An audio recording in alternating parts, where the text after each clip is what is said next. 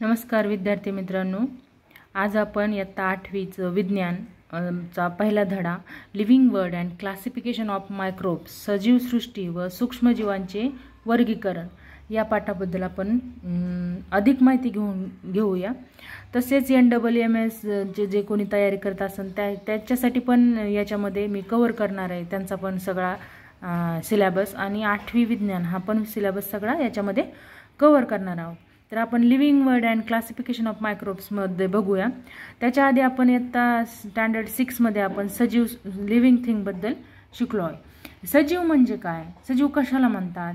सजीव हे जे की हालचाल करतात है ना, जे हालचाल करतात, ज्यांना अन्न पाणी हवा यांची गरज असते त्यांना आपण काय म्हणतो, सजीव म्हणतो। एक्झाम्पल जसे की मानव, आपण वृक्ष, प्राणी व सूक्ष्मजीव यांचाही काय होतो याच्यामध्ये समावेश होतो। फक्त मानव प्राणी वृक्ष आहे का, जे सूक्ष्मजीव आहेत त्यांचा पण सजीवामध्ये काय होतो, समावेश होतो। निसर्गामध्ये कसे विविध प्रकारचे सजीव व सूक्ष्मजीव आढळून येतात। त्यांचा आकार पण वेगळा असतो, रंग वेगळा असते, त्यांची जे गुणवैशिष्ट्ये आहेत ही कशी असतात, वेगळी वेगळी असतात है ना। सर्व सजीवामध्ये काही जीवनक्रिया सतत सुरू असतात।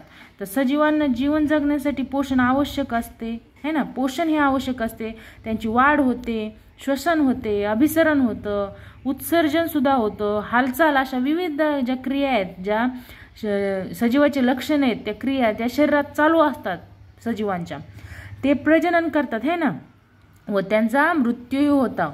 तर या पाठामध्ये आपण सजीव सृष्टी व सूक्ष्मजीवांचे वर्गीकरण याविषयी अधिक विस्ताराने आपण माहिती करून घेऊयात। सर्वप्रथम आपण काय बघायचंय, biodiversity and need of classification. Biodiversity म्हणजे काय, जैवविविधता आणि त्यांच्या वर्गीकरणाची का आवश्यकता आहे आपल्याला ते शिकून घ्यायचंय। ते शिकण्या अगोदर आपल्याला पाठ 7 इयत्ता 7वी मध्ये आपल्याला ॲडॉप्टेशन शिकवलं होतं है ना।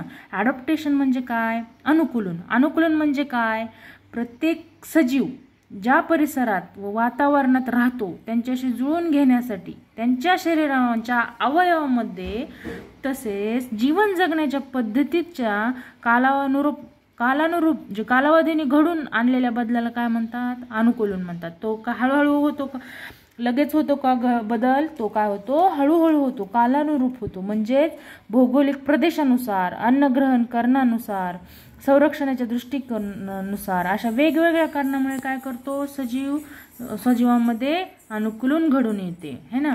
अनुकूलन घडत असताना एकाच जातीच्या सजीवांमध्ये वेगवेगळ्या